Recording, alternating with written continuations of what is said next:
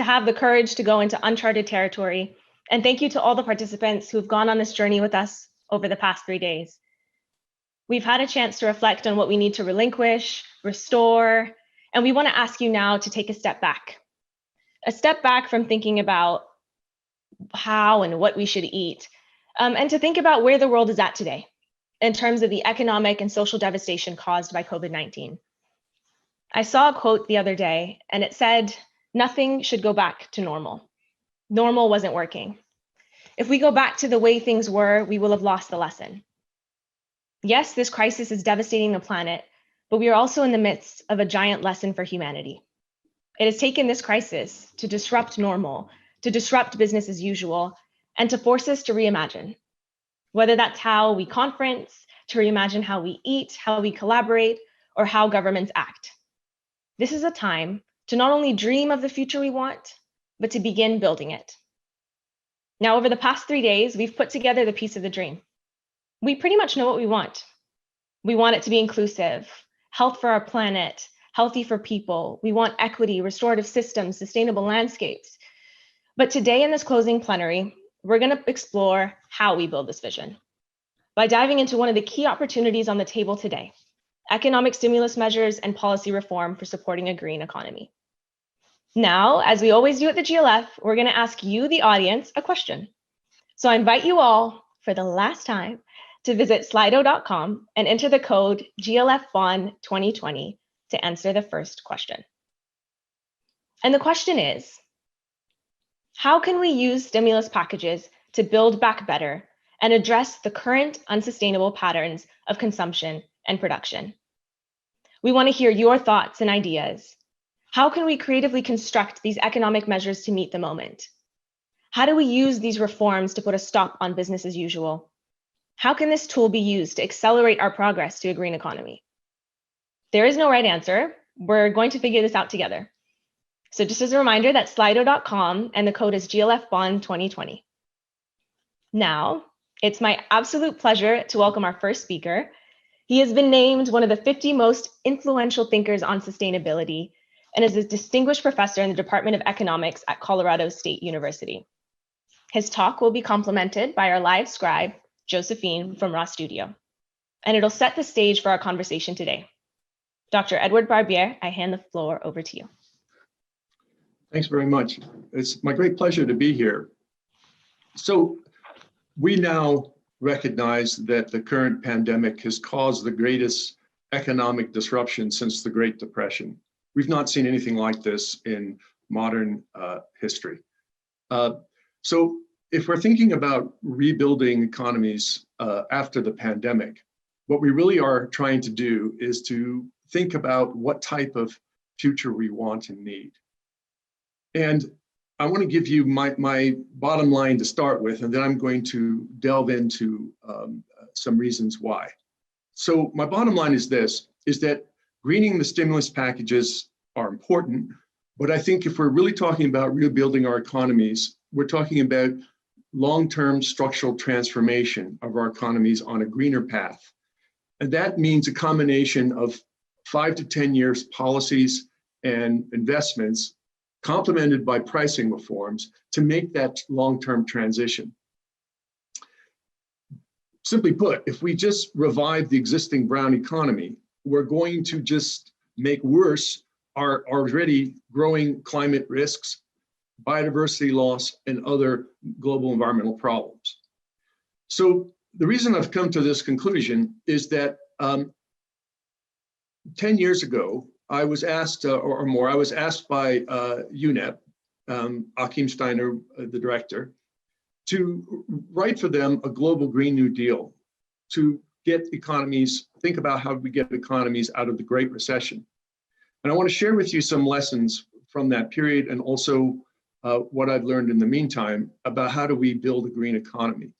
And then let's think about it with respect to the current situation. So first of all, in the Great Recession, the world spent about $3.3 trillion on fiscal stimulus. About 16% of that, $500 billion, was green stimulus. But most of that stimulus was aimed at energy efficiency. About 2/3 was for energy conservation and efficiency. So one of the first lessons that came out of the Great Recession was that green stimulus is important. Stimulus is important in 1 to 2 years to help jumpstart an economy. But focusing on short-term employment and boosting the construction, even energy efficiency and conservation, is not going to get you to the type of long-term transition we need to get to a sustainable low-carbon economy. Instead, what we recommended in the Green New Deal, and which did not happen after the Great Recession, is that economies, particularly the major group of 20 rich and large emerging market economies, spend 1 to 2% of their GDP on key infrastructure and other long-term clean energy investments for 5 to 10 years, supported by pricing reforms. So my first lesson to you from the Great Recession is that that's the policy we need if we're going to talk about a green transition. We need to start thinking now about a long-term strategy that doesn't just involve public spending, but also involves pricing reforms to get the type of incentives we need to generate the change we want. The second lesson, which I will talk a little bit about more in a few minutes, is that the set of policies that we would adopt for G20 economies, the major economies, would be, in my opinion, different than what we would want for low and middle income countries. And the third point, I think the third lesson, is that any type of long-term greening strategy, like the type I've outlined, has to be both workable and affordable. And that gets me back to the composition of it. Public spending alone won't do it. In fact, public spending on its own, it could be quite expensive and may not be the right approach in this time where we have a huge financial burden. So let me just remind you, in the entire 2008-2009 Great Recession, the world spent $3.3 trillion on fiscal stimulus. Already, during the first few months of this pandemic, global spending on emergency relief and economic relief is topping $9 trillion. And more spending is going to occur throughout 2020 and 2021. However, very little of this stimulus is green stimulus. And current packages that are on the table have some element of green, but most of it is conventional fiscal stimulus. And the reason is, again, the emphasis is on 1 to 2 year spending that will jumpstart the existing economy and alleviate unemployment and harm to businesses. Now, this is all reasonable, but that's not going to be the long-term strategy we want to get to a greening economy.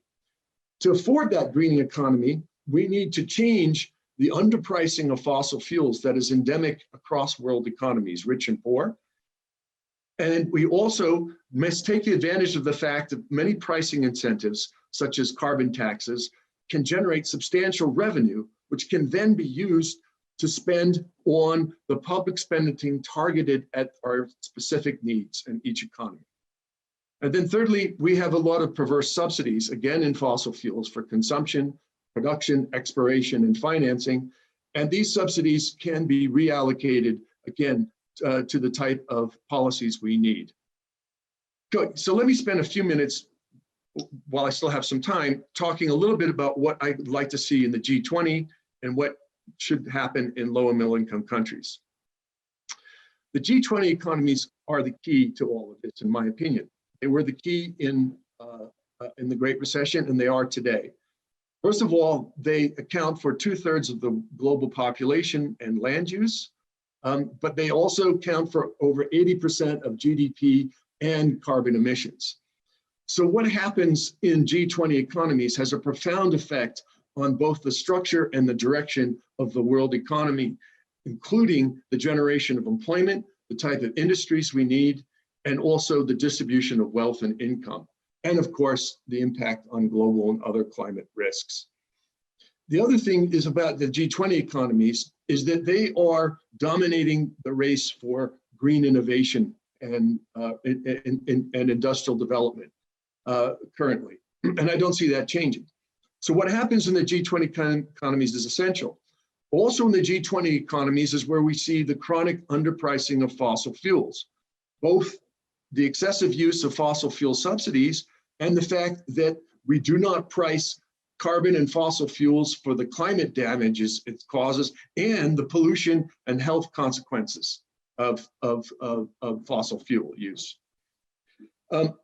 My view is that we could also take some of the pricing and the revenues from carbon taxes as well as fossil fuel subsidies and redirect them towards long-term public spending of 5 to 10 years in key areas. And the three areas that would be important in G20 economies would be, first of all, investment in support of green innovation.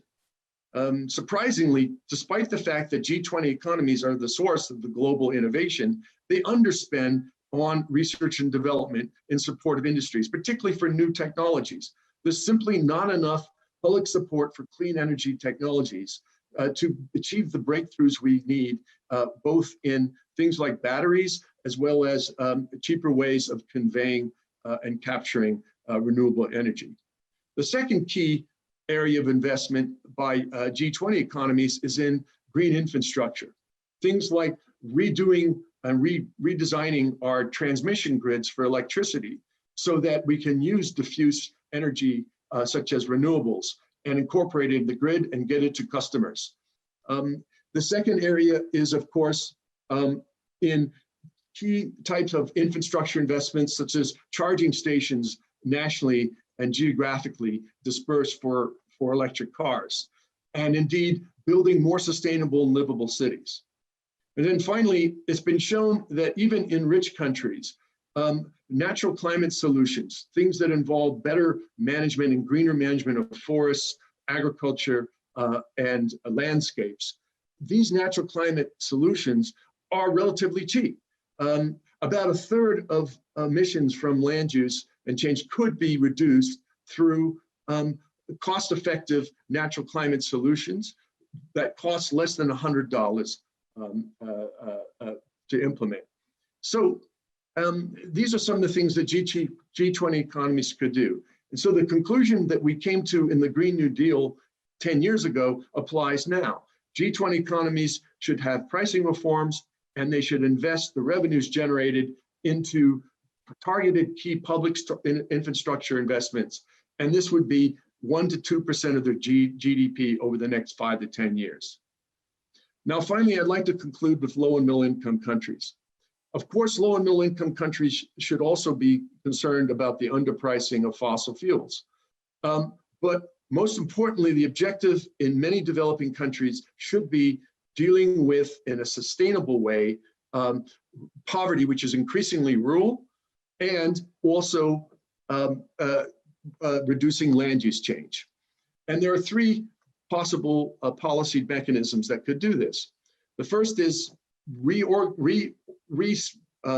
allocating or swapping fossil fuel subsidies to target energy poverty in rural areas. So take the money that's spent on fossil fuel subsidies, which is quite extensive in many developing countries, remove that and put the funds towards supporting particularly renewable electricity generation in rural areas, and of course, improve energy efficiency to reduce energy poverty.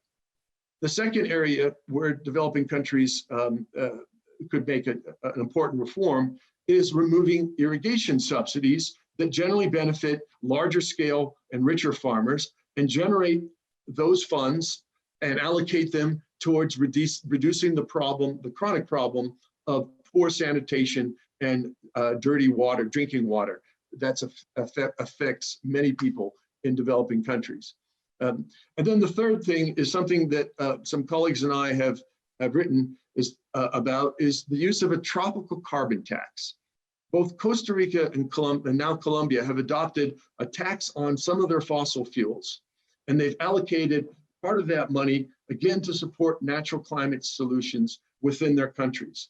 And my colleagues and I have shown that if other tropical countries follow suit, billions of dollars could be raised by tropical countries to fund protection of forests, reforestation, and also regeneration of ecosystem services and other ecosystems. And of course, we know in developing countries, it's mainly the poor that benefit, and they would also generate these natural climate solutions, employment in rural areas and in rural communities. So those are some ideas as to how we can build back better and how we can go from just simply thinking about short-term stimulus.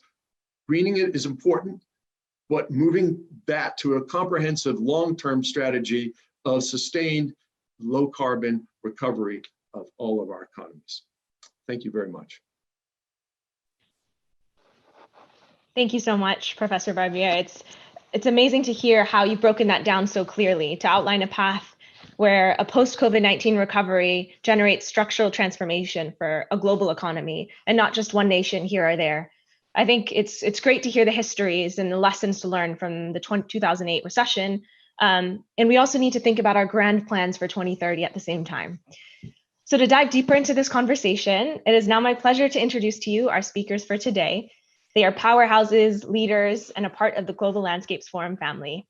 Please join me in welcoming Inger Andersen, Executive Director of UN Environment, Ugratana Srivastava, UN Major Group's Youth Representative, Achim Steiner, Administrator for the UN Development Program, Minister Ibu Siti Nuraya Bakar, the Minister of Environment and Forests of Indonesia, Naoko Ishii, CEO and Chairperson of the Global Environment Facility, and last but not least, Ibrahim Thiaw, Executive Secretary of the UN Convention to Combat Desertification.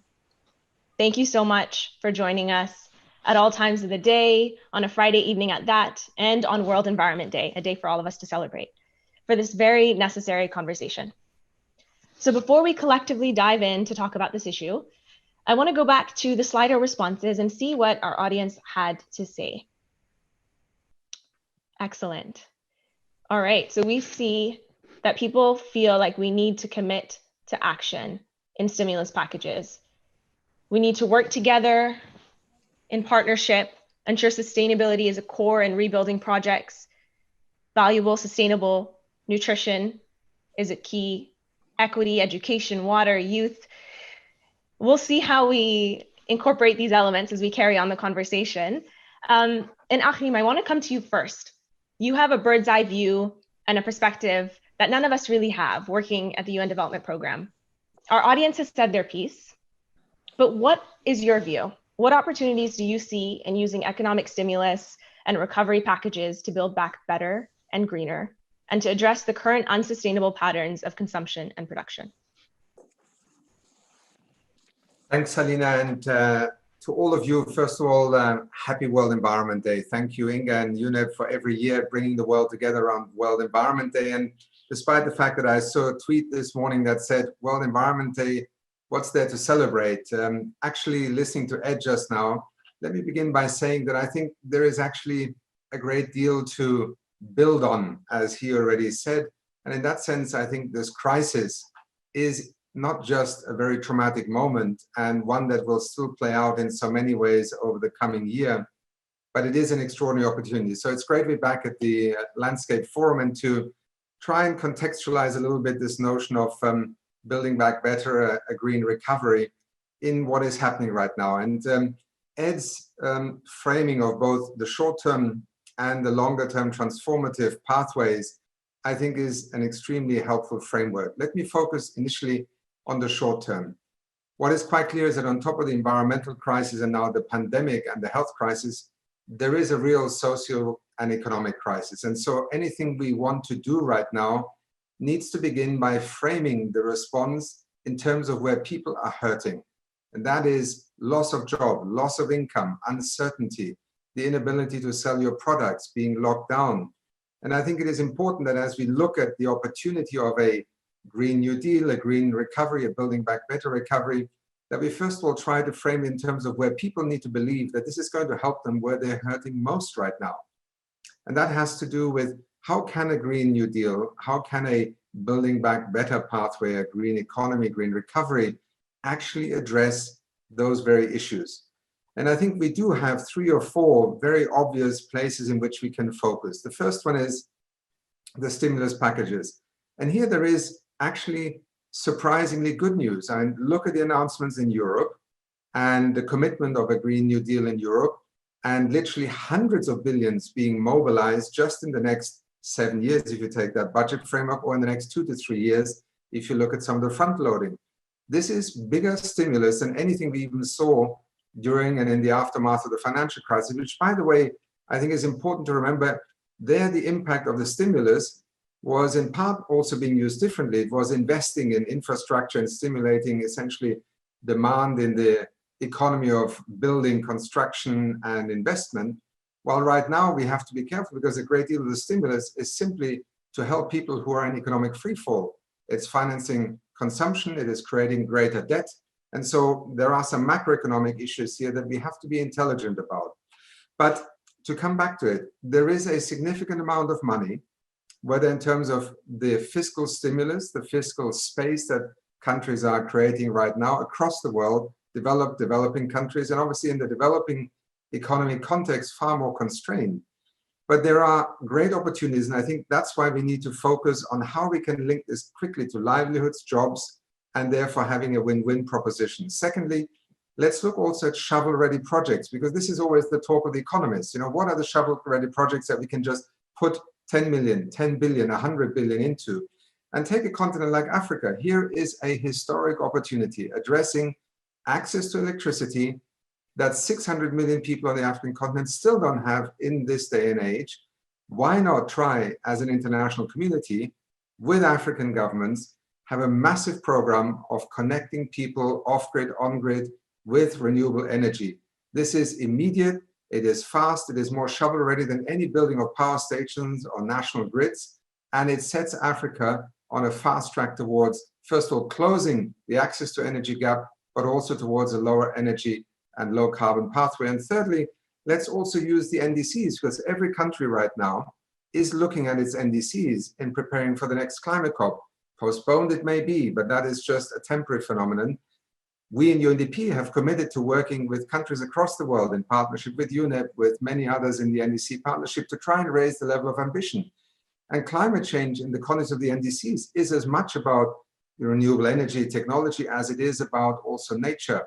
And Ed just spoke to it. We need to, in the Global Landscapes Forum, focus on the low-hanging opportunities where with relatively limited amount of money, you can achieve major impact. First of all, again, on the socioeconomic front, rural economies, farmers, the people who are actually at greatest risk right now of losing the very livelihood that they are dependent on, could become the forefront of a massive stimulus program.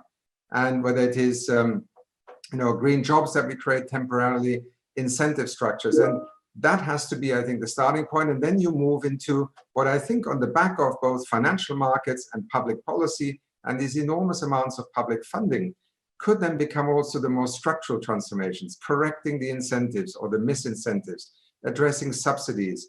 And I know that I only have 3 minutes, so let me stop here. But I think if we frame it in those terms, then we have people with us. We cannot move the real economy into a green economy trajectory if we do not have people with us, and we have to pick them up where they're hurting the most right now. Thanks. Thank you so much. I think, that focus on addressing the real need, which has hit people hardest, is really in the socioeconomic field. We need to make sure that the solutions we're proposing do address livelihoods. And this is something we've been discussing at the GLF, looking at the interlinkages of food, landscapes, and livelihoods. And Inger, I want to come to you now, because while we're dealing with this crisis, we can't forget about the urgent need for climate action. And I want to hear the perspective from UN Environment. How is the current crisis affecting our global efforts to curb climate change and halt biodiversity loss? So United Nations Environment Programme, we are working very hard on all of these issues. But just, if I may just reflect for a moment on the stimulus package, because both Edward and Achim spoke on that. And just to say that I very much agree that there are these enormous opportunities, but also that we need to accept as a community of environmentalists that this is not this is rather complicated. And Achim rightly said, the first stuff will be about getting money in people's pockets, and you can't green that. People are suffering. Then you reduce tax, you reduce VAT, etc. So let's be mindful that we get quite specific around this. And here I will say, like Akim said, there's some amazing examples. Look now at the rescue package to Air France. I mean, now, okay, you can only get it if you do not fly to destinations where you can take a train in less than 2.5 hours.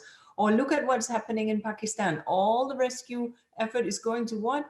The 1.3 billion tsunami, right? Money in people's pockets, plant the trees. This is a very nice example. I'm sure you've been talking about it.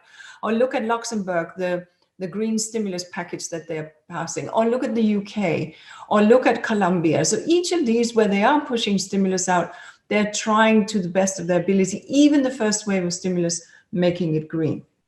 Now, on your question there about how climate and biodiversity are affected, well, first of all, people there have been environmentalists, not the present company, I hasten to add, that have sort of celebrated that, look how great the environment is doing because we locked up the world and it all came back. Well, yes, but that's not exactly a victory lap for us to take, right? The carbon bathtub is still full, and just because we turned off the tap for a day or two doesn't mean that it has gotten empty. It's still full. And so what we did see, however, is that when we do something differently, we can actually clean up cities that have very, very dirty air. When we put the animals sort of took over in parts of the world, penguins in the streets of Cape Town. So we were in the cage at that point, and so the animals sort of wandered in. So we can see what this teaches us. One is that actually we all listen to the science, which is an important takeaway.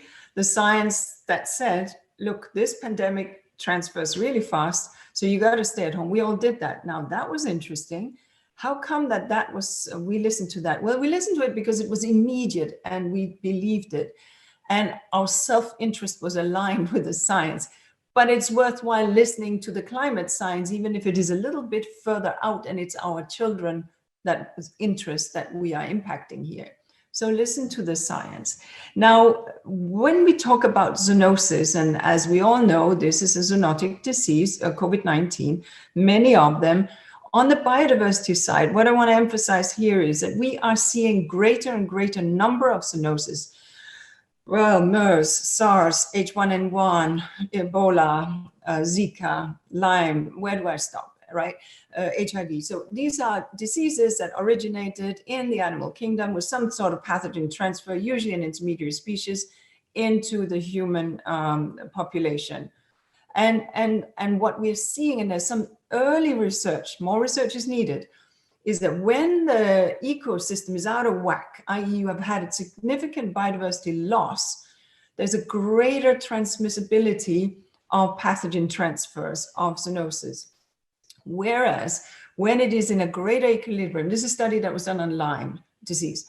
So whereas when it's greater equilibrium, less of a transfer. And this, intellectually speaking, this makes sense, right? Because you can't have a runaway species, virus is a species, run away because there's kind of checks and balances on the whole thing. But where that is not the case, you can have this happen. So the takeaway here is that, look, we've sort of thought about planetary health and ecological health being something out there, and human health, no, this is here. Well, the takeaway is, of course, this is one thing. Human health and planetary health are intricately connected. You can't separate the two. I believe that people have also taken this away from this catastrophic virus. And while we sat locked up in our homes and are still sitting locked up in our homes, what did we long for? We longed for nature. We longed for the open spaces. Our children longed for the green. And so we have to understand that love that we have in our hearts and our souls, that connects us to nature. Not just the intellectual side, but also sort of the inner life that we have. So as we are heading towards these delayed COPs, there are some important takeaways. We in 2010 agreed on these 20 targets, Aichi targets they're referred to, that we have to achieve by 2020. We will not achieve them all. Some countries are really stretching, and I'm so pleased to see Minister from Indonesia because she is really, really stretching for the targets. But we will not collectively make it. But that's not good enough because we made a promissory note in 2010. And so now is the time to involve a broader setting including, yes, the environment community, but the business community, the finance community, the agricultural community, the rural community, and obviously indigenous people who already tell us so many of the solutions. And so between now and COP15, this is what we have to do. On climate, we need to understand, and this is where the GLF comes in so brilliantly, that the restoration decade that is starting in 2021, and we like to think that the shot for the decade went off at Ibrahim's COP in India, and then we're all lifting it on, and that the real start starts at UNIA 5 in Nairobi in 2021. That restoration decade offers up some amazing opportunities for restoration. And the beauty about restoration is that it has these multiple benefits. Benefits to climate, obviously, but benefits to people, benefits to productivity, then it benefits to soil health, to biodiversity. Often women are empowered, indigenous people's rights are safeguarded when we do this right. So long story short, because I know that I'm probably out of time, but I have so much more to say, is this World Environment Day, we are saying time for nature. That's a hashtag, folks. And the reason for that is that we want to understand that in this super year for nature, that as Akim said, the indivisibility of the Rio Conventions is such that investing in nature is investing in our health, investing in our climate, investing in our well-being, and investing in the future of this one planet that we have. So thank you, and let's make sure we make time for nature. Thank you so much. It's great to have you here with us on World Environment Day, and to have all those reminders and the lessons that we need to take away from being at home, whether that's just our longing for nature and how we've learned that we need it. And in the same way, we finally learned to listen to the science. We have no choice. And I think these lessons are things that we hopefully can take on and that will stay in the memory of many people's minds when we come out of this. And one thing I do want to touch on is we can talk about our dream, but we need investments that will be critical to supporting that. And Naoko, as CEO of the Global Environment Facility at the GEF, you've seen how you can have transformative impact and provided billions of funding to support these issues, from biodiversity loss, landscape restoration, to developing countries, to grassroots organizations. And we'd love to hear from you, from where we stand now, where do you see the most urgent and catalytic needs for investment in nature for climate action? And also within this context of COVID-19, I guess. Yes. So I think it's incredibly important for us to understand why we have this COVID-19 problem. What is the root cause of COVID-19?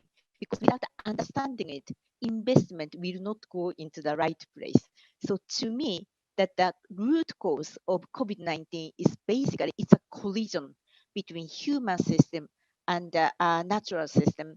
Inga already mentioned that how that human development and the economic development actually brought us humans to so close to the wildlife. It's not actually the wildlife come to us, it's more like a human come to them. And then that is pathing actually the travel so quickly from wild animal, that the wildlife to human. And this, creates those series of infectious diseases, zoonotic diseases. And unless we understand that and address that root cause, we will continue to have the same similar kind of infection diseases in the future. So number one, let's understand that the root cause. Then what is the solution to that root cause? Then that the Professor Edward already mentioned this transformation of the system. I think that is the answer to this root cause of problem, because then the COVID-19 is mostly created by unsettled, the unplanned urbanization, unregulated settlement, and rampant deforestation because of the food system and infrastructure. So unless we find a way to transform those economic system through the food system, through urbanization, through circular economy, we continue to have the same problem. So that in response to your question, where the money should go to, it should go to that place to trigger those transformational change. Edward already listed so many important points on how to shift the energy system. So I will not talk about the energy system, but let's take an example of the food system, because as you already know, food system is the major destroyer of natural environment by now, as Inga also mentioned.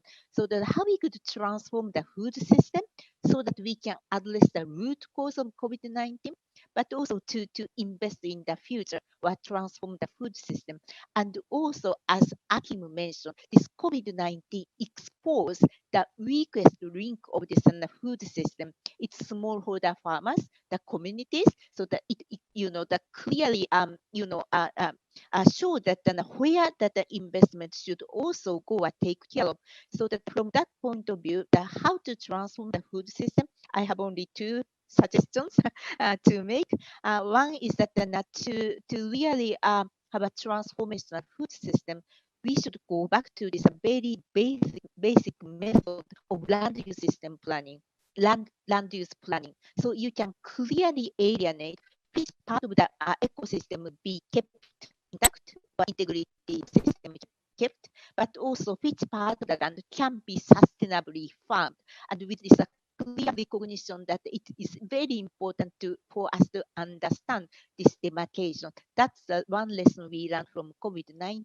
But then the second instrument is that when we see that the value chain or landscape, that which part we could do things differently. I see your first draft seeing the partnership. This is actually the time for the partnership along the food system. And if you take some of the value chain of the global commodity, weakest link is actually the smallholder farmers. And how we can change that weakest link and how to divide or actually that break this and the concentration of the power much more than the other part of the value chain. I think that how to get the information passed on to the consumer side, so consumer make choice that what kind of food and they are buying, then it will help to promote more regenerative, much more resilient production system, that production done by smallholder farmers. So that what I'm saying is that you cannot just continue to spend money on the livelihood of the smallholder farmers. You really have to take a look at the comprehensive view, how to change the value chain, how to shift the more power to the smallholder farmers, utilizing the information passed on from production side to consumption side, so that the consumer like us can have a part of this and how to transform the food system. So let me stop here, and I'd like to come back for the other suggestion. But let's think big, because we have to seize the moment, and we cannot just wait for the quick recovery to settle down. It's going to be too late. That the rocking effect of the bad recovery is too daunting. Thank you. Back to you. Yeah, I think it's great that you mentioned a bad recovery, because we talk about the green, we talk about the hope, but maybe we forget to look very critically at the past and history and what has proven to be consistent time and time again, and to make sure that we do really take this moment as an opportunity. And I want to move now to a national level, which is where all the action happens. And we're so honored to have Minister Siti here with us at a late time in Indonesia. But Indonesia's undertaken enormous efforts to conserve forests, limit fires, restore degraded ecosystems. Some of these gains, though, might be threatened because of an economic downturn. I'd love to know, how can Indonesia maintain its leadership in this arena, and how might international collaboration and partnerships need to evolve to meet these challenges? Thank you. Our efforts to improve our natural resources and environment have shown significant progress and achieved results, but continuous efforts and updates still being carried out. Our commitment and efforts are even stronger than before. To ensure the sustainability of mega biodiversity, we actively put into practice the 3 pillars of conservation, namely protection of the life support system, preservation of biodiversity, genetic resources and its ecosystem, and sustainable utilization of natural resources. We now did inventory for high conservation value forests from the concessions and cultivations areas. We are also now developing corridors connecting the fragmented habitats to manage meta-population for species survival. Furthermore, we continuously advance early warning system and anticipation, as well as conduct massive fire preventions. We also impose moratorium of peatland utilization and regulating water table. We do impose law enforcement to tackle crime against land and forest fire. Another flagship policy is the acceleration of social forestry program by applying a new comprehensive approach that, in addition to providing local community access to the 12.7 million hectares state forest, the government is also providing market for the local community's product through an off-taker mechanism, as well as creating new entrepreneurs at the local level. And our achievement is obvious. The rate of deforestation is significantly reduced. Let me also inform you that we are now also in the final arrangement for carbon pricing policy. It will come soon to the cabinet meeting and decisions. Due to COVID-19 pandemic, the government has decided to do refocusing our national budget for social safety net to manage COVID-19 and protect people by providing health facilities, food supply, as well as economic stimuli for those impacted by the COVID-19, particularly small and medium enterprise and laborers. We keep protecting our forest from the encroachment and keep the law enforcement continuously enhanced. However, Indonesia is of the view that we need to avoid ecocide by prioritizing restorative justice. As FAO warned the world to the food scarcity due to COVID-19, then countries are trying to develop arable land for planting food crops. However, agricultural practices at any susceptible ecological zone should be managed well when they cannot be avoided. Hence, proper cultivation, management, and conservation approaches are essential to be practiced in sustainable agricultural development. Priority measurement in land and water management by maintaining conservation as corrective actions should continue to be confidently promoted towards sustainable development. Hence, I welcome any cooperation to ensure that we continue to care our people in terms of health, food, and economy while sustainably managing forest and landscape towards the future we want. Amongst cooperation, may through promoting International Tropical Peatland Center and Bird Mangrove Center. I thank you, Salina. Thank you so much, Minister Situ Nurbaya. It's honestly inspiring to see a national government that puts these issues as a top priority: protection, sustainable use, climate action. And I want to turn now to you, Grasna. Dr. David Nabarro, Special Envoy to WHO for COVID-19, spoke just yesterday, and he said something that resonated with me, that crises reveal inequity and that they thrive on inequity. And the only way to fight a crisis is to tackle inequity at its root. And it makes me think of those being hit hardest in these crises. Today, in the climate crisis, Grasna, you've been an outspoken activist for, it seems like, as long as you could talk. You know very well that marginalized groups and youth in particular are being hard hit by the economic consequences of the pandemic. What are your expectations of the UN, governments, other institutions that can and should be helping to buffer the shocks? Thank you. Thank you very much, Salina, for that question and also the introduction. I appreciate it a lot. What you mentioned, the aspect about equity, I think this is where all of these crises become important and become a matter of intergenerational equity when it comes to young people. Whether that is climate crisis, whether that is health crisis, whether that is economic crisis, young people, children and youth often have contributed least to these problems, and they are the ones that are facing most impacts. These impacts are even worse for young people that are already on the front line, whether that includes women communities, whether that includes children and youth that are living in a small island developing state, whether that includes young people in least developing countries. Specifically speaking about the COVID-19 pandemic, I think there are three main aspects that I want to highlight. The first is the young people are, as per a recent report that was published by World Economic Forum, 2 out of 5 young people are employed in informal jobs. This number doubles up when you consider how much women or how much girl child are employed.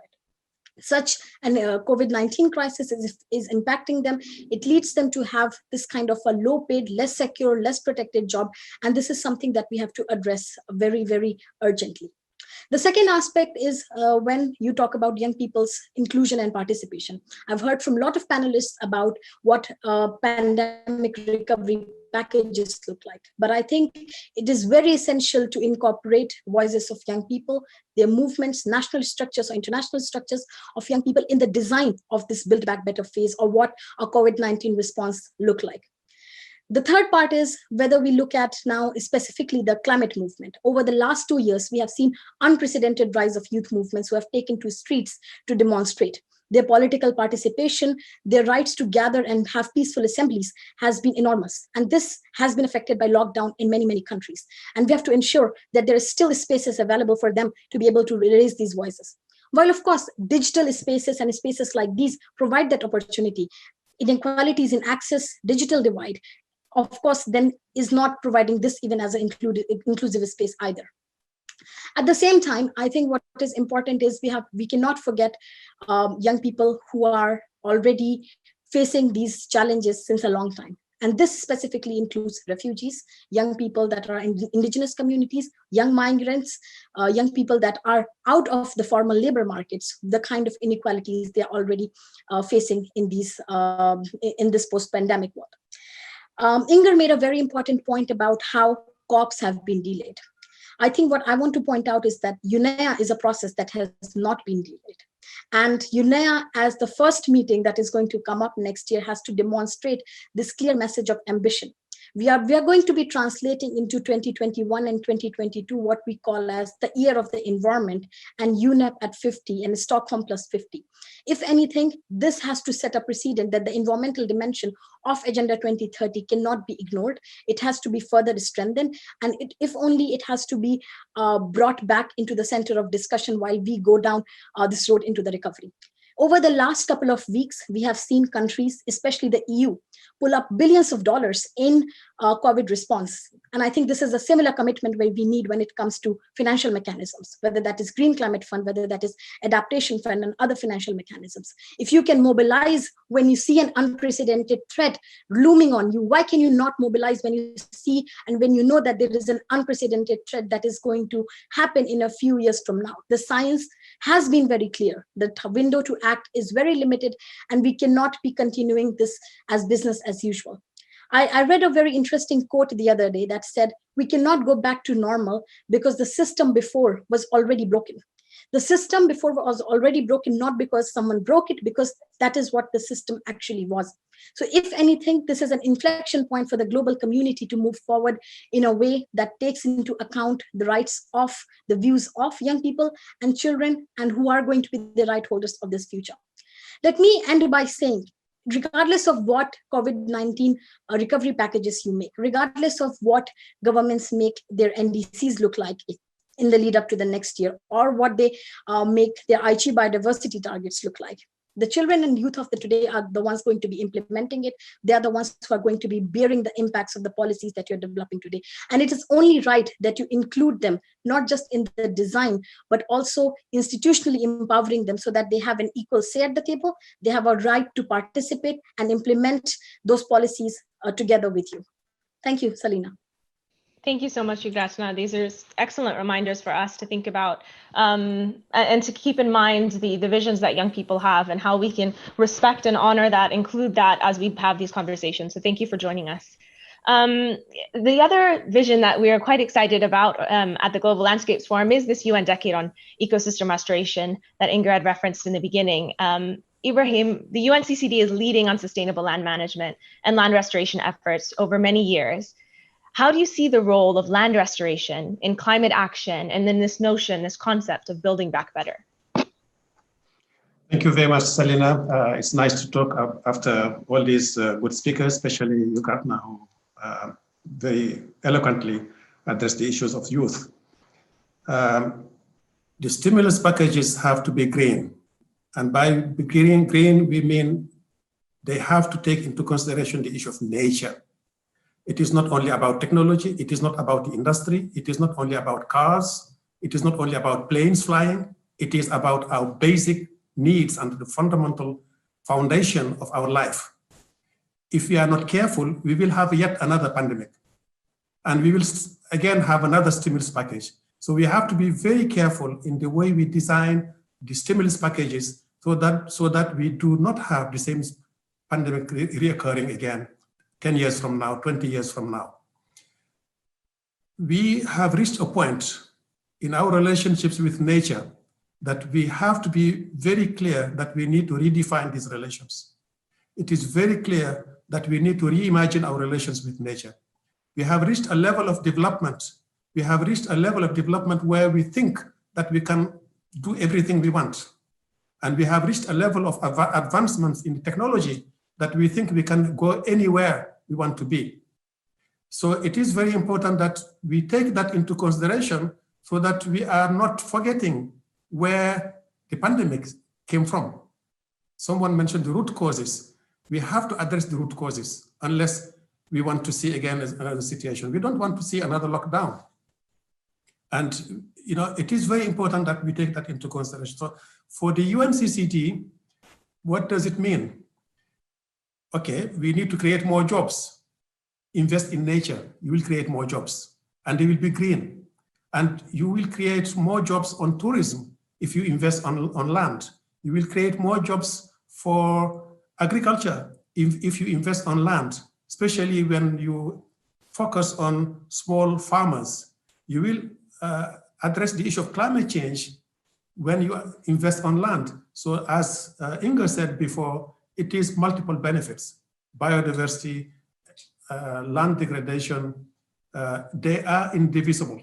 So we have to understand that we have created a situation, and by just reinvesting on stimulus packages that will create more jobs to yet again, take us to where we were is business as usual. And we all said that we have been hiding for 3 months. Some people may be hiding for even longer for a virus that we cannot see because we went to take it. It did not come to us. We went to it. So we should be very careful so that we do not see it again. That being said, it is very important to invest on renewable energy because Akim was referring to Africa, but it is not unique to Africa, even though it is more acute in Africa. We have not been investing on energy for rural communities. Energy has been mostly invested for cities. We have not taken energy to agriculture. We have not taken energy to small farmers. Therefore, we still have a lot of food loss. We still have a lot of food waste. We still have limited capacities to harvest water and to manage it. Therefore, renewable energy in rural areas is absolutely essential and is critical. You have, we keep saying 600 million people in Africa that do not have any energy. It will grow to 700 million because of the population growth if we do not break the silo. So we are likely to see more people that are not connected in this day and age, that are not connected to and that are losing their production. So green investment, stimulus packages means investing in agriculture, investing in rural energy, in rural renewable energy. But it also means investing on technology. Now, the stimulus package that are being put in place in the G20 countries, yes, we have very good examples where some governments said it has to be green, but they are a minority. And I heard it essentially coming from some European countries. I don't think the G20 have their acts together as of yet. I don't think the G7 even has their acts together yet as to what do they mean by having stimulus packages that are more sustainable, that will be taking us to the 2030 agenda, the 2030 goals that we fixed for ourselves. And finally, greening the stimulus packages, meaning having new public-private partnerships. It cannot be done only by the private sector. It cannot be done only by the public sector. You need to reimagine the world, to reimagine your development, and to reimagine your packages. I heard some people talking about, redefining our relations with nature. We call it, we need to have a new social contract for nature or with nature. We are part of nature, and we have to understand that it is in our best interest, nature does not need us. We need nature, and we need to invest in the way we can have a long-term impact and transformative impact, not only over 2 years or 1 year to create the millions of jobs that will be taking us to where we came from. Thank you. Thank you so much, Ibrahim. It's honestly an honor to have you here joining us to talk about this topic.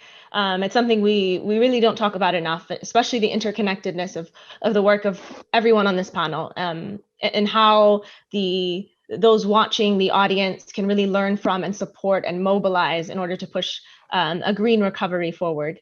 At this time, I know we're running close on time, so what I want to do at this stage is to ask the audience a final question, which is generated on action. What do you think are the most important steps that policymakers should take to ensure a green recovery from COVID-19, to ensure that the recovery puts a stop on climate change and biodiversity loss?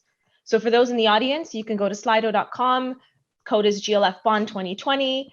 You've got 3 options. 1, stop all fossil fuel subsidies. 2, to put a price on carbon. 3, stimulus investments into green energy and the restoration of nature, or all of the above, or other. You can tell us in the app in the chat box if you'd like. And at this moment, I want to come to our panelists and ask you one final question, which is really simple. What do you think the world needs most right now? Inger, I'd like to come to you first.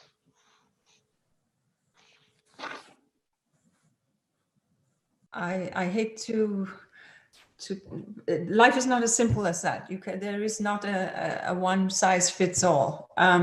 It's really complicated, and I understand that the participants here voted on a thing, but we just need to understand that there are systemic shifts that we need to do, and I think all the panelists have said that this is indeed what it is. And I remain an optimist, because you cannot be in this work and be permanently depressed. So we can be outraged, but then we need to take that outrage into a committed change agent.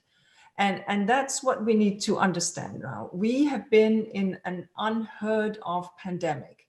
We have locked ourselves in our homes. Our economies have tanked. We need a stimulus package, and that in the early stimulus package will have to be fiscal in nature. And to get to infrastructure, be it green energy or not, it takes a couple of years to design it and to get the financing lined up and to get the permits and all of that. So, but we need to do that too.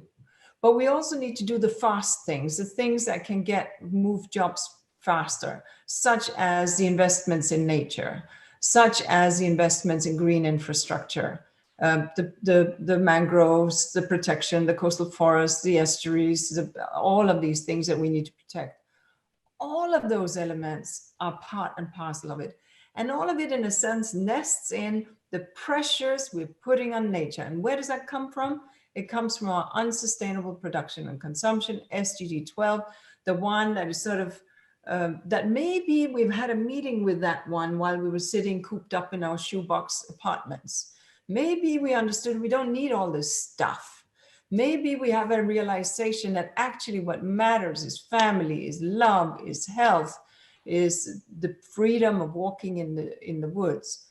Maybe these are the kind of things we take away from this. And if that is what we take away, that we can live on a narrower platform, if that is what we teach our children, that it's not about accumulating, but it's actually about greater equity. When we see people on the streets today in the US protesting on racism, protesting on discrimination, it's part of that broader thing of inequity. And so all of that together, we need to take it into the switching to a greener future. It is the only way. Otherwise, whether it's 10 years, 5 years from now, we will be sitting in the same story, except then we will be at the point of seeing polar cap melts, release of viruses we cannot begin to fathom from the permafrost, and a reality that we cannot dial back. We will get through COVID.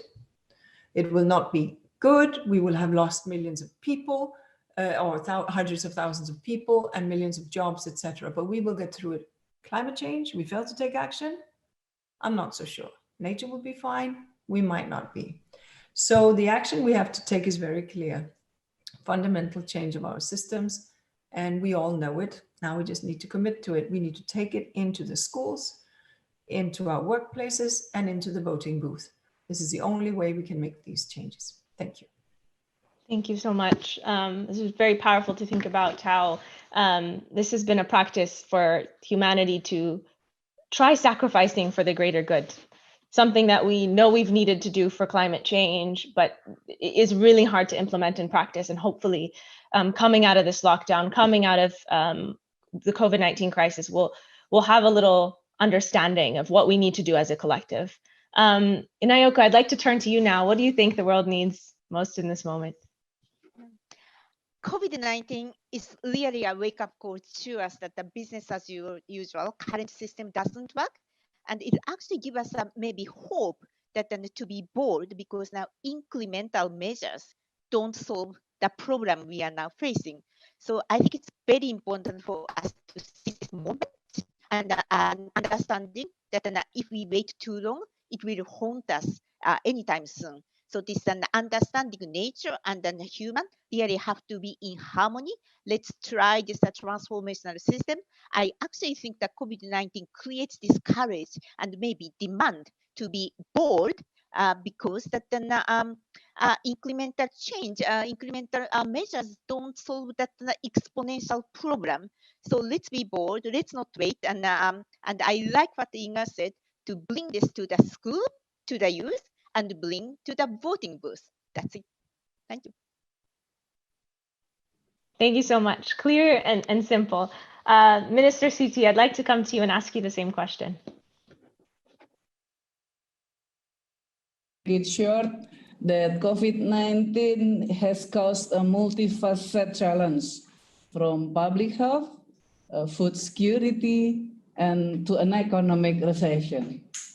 No country is able to overcome this crisis alone.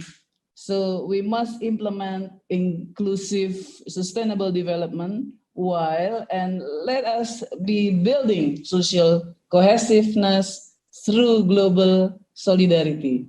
Thank you. Thank you so much. Ibrahim, what are your thoughts on what we need to do right now? We need more international cooperation. There is no way we can get out of this situation unless we address the issue as a whole. Countries, yes, have been taking decisions. Those that have reserves have been using their reserves. Those that do not have reserves have been, have seen their people going out of to the streets, demonstrating or not, basically violating the all the rules that have been set up by governments. We cannot address the issue unless there is better cooperation, better international cooperation, not only in medicine, by the way, but also in the stimulus package that we are talking about. Because the coffee that I drink here today, that I drank this morning in Bonn, was not produced in Germany. It was produced somewhere else. So it is very important that we understand that international cooperation is important. Thank you so much. I completely agree. And I think that's why I'm very grateful that you all came here today to show that display of international cooperation and discussion that will continue irrespective of this lockdown. Achim Steiner, would you like to respond and see and let us know what the world needs to focus on at this moment? Salina, first of all, thank you to you for the energy that you bring to it. And when you introduced Yugaratna, I had to laugh because she really started talking about these topics before she actually started learning how to talk. So I think you guys are the greatest. I hope that, you know, as you have a gallery here of, let's say, young to middle-aged leaders in the environment, it's great to see you there because you've both been accompanying these discussions for a while. And I'm very heartened because thinking back to where Ed Barbier and I and a number of others in 2008, 2009, tried to open the eyes of the world to a unique opportunity to leap forward. And I want to end in your request, what matters. I would say, occupy the economy. Don't see yourself as an environmentalist, see yourself as an economist. And that's not the trade-off one thing against another. It's just that in the reality, the biggest danger we face right now is that the narrative of economic orthodoxy will take us precisely back to where we were discussing earlier on. We don't want to go back to the old normal, which already was beginning to tear us apart. And it is inequality, it's sustainability. These are two fundamental issues that are dividing our societies, dividing nations, and ultimately dividing generations, back to Yugaratna's point. And, you know, whether it is in the way that stimulus are applied, you know, taxpayers' money ultimately is citizens' money, and therefore it is a democratic moment. So occupy the economic discourse, challenge the stimulus packages, challenge the invisibility of nature in the way that we rate the returns on investment. And, you know, to connect a little bit to where Inga made this wonderful example, let's also relate to nature and its sort of emotional, natural human reflex. But, you know, economies can translate that also very quickly. I'm always fascinated by the fact that if you look at the big cities of the world, look at the real estate market. Where is the most expensive real estate? It's next to Central Park, it's next to Karura Forest in Nairobi, it's next to Hyde Park in London, it's next to the Tiergarten in Berlin, because people know that nature is something they want to be close to. It raises the quality of life. And yet when we come to economic policy, macroeconomic strategies, nature is invisible. First of all, as Pavan has often pointed out in the work of Teeb that we have to remember here, the invisibility of all that nature provides and all that it represents to us as value is simply defined out of it. And so we will go back to where we were before. Also an issue such as debt. There is a terrible debt problem coming our way, and particularly for developing nations right now. To Ibrahim's point, we need international solidarity. It's not debt, nor is multilateral cooperation, but we need to also look at debt for nature swaps as a way in which the tackling of a macro international financial policy issue becomes an opportunity to invest in farmers. Naoka's point, food systems, fundamental. But you don't change food systems by preaching to farmers. You change the economy of farmers so that they become custodians of ecological assets. It's proven, it's done. Much of Europe's forest today is not public forest. It's actually forest that grows on private land. How did we manage to make that happen? How do we make farmers custodians of soil fertility, restoration of land? There are millions of jobs here. We need to start countering the narrative of yesterday, because otherwise that's where we're going to get up again, because we still are transacting the future through the short-term economic lens. But we can change that lens and we can broaden it. So I'll stop here. Thank you.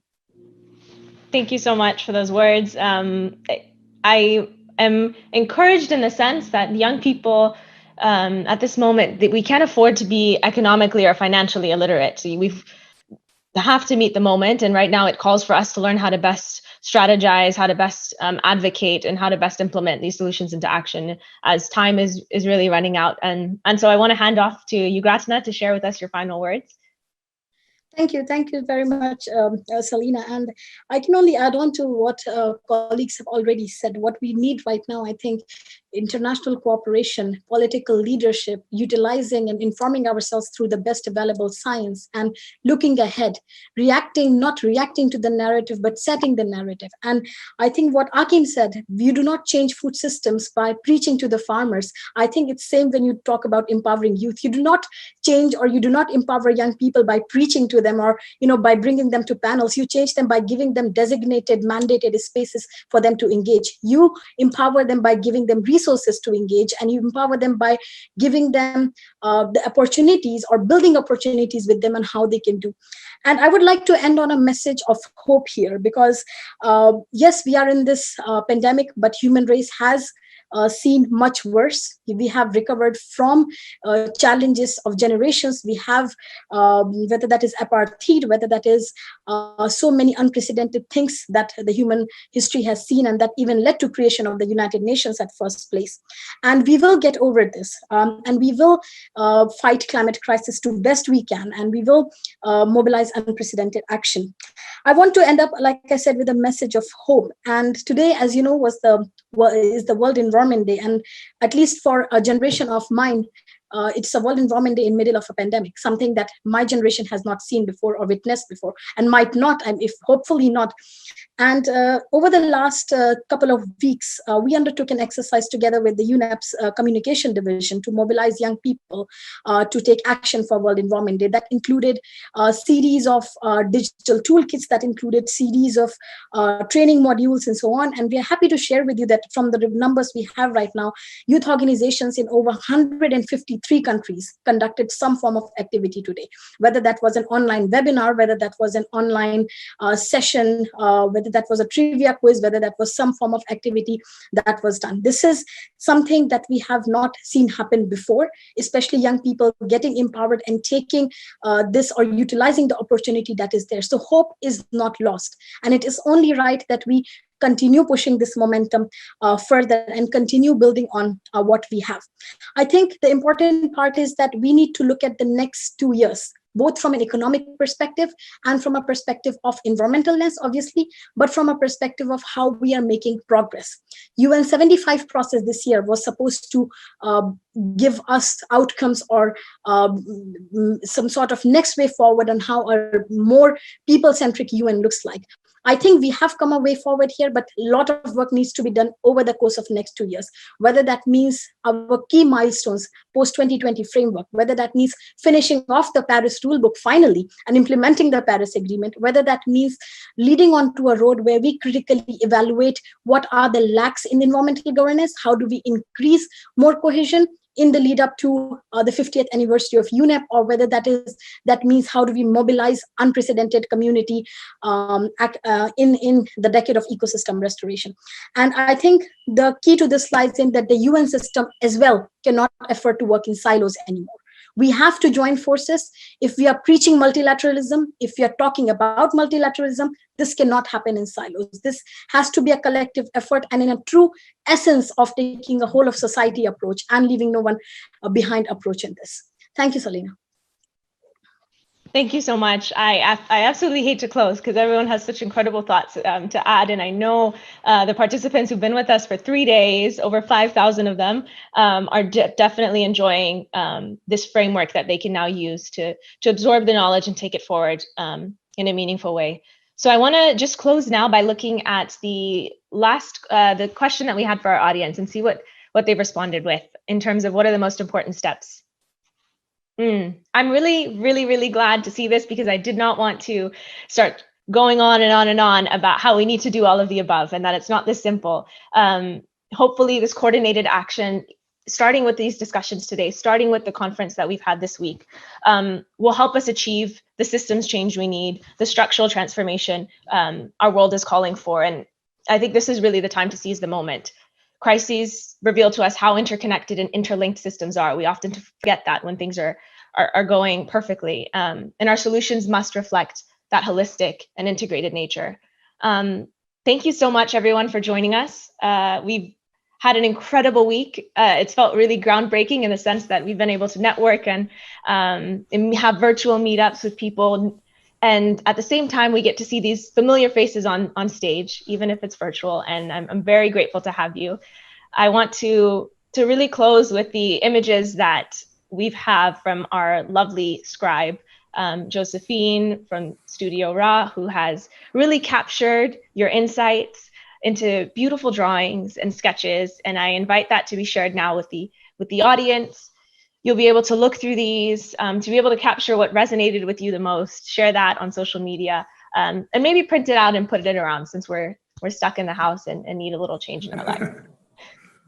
So thank you so much. I really appreciate it. And Thank this you. concludes. Thank you very much, Salina. Thank you. Thank you. Thank you. Salina, you are awesome. Thank you so much. Huh? Thank you. Bye. Yep. Thank you. Thank you, Bye-bye. Salina. Amazing. Bye-bye. Bye-bye. Bye.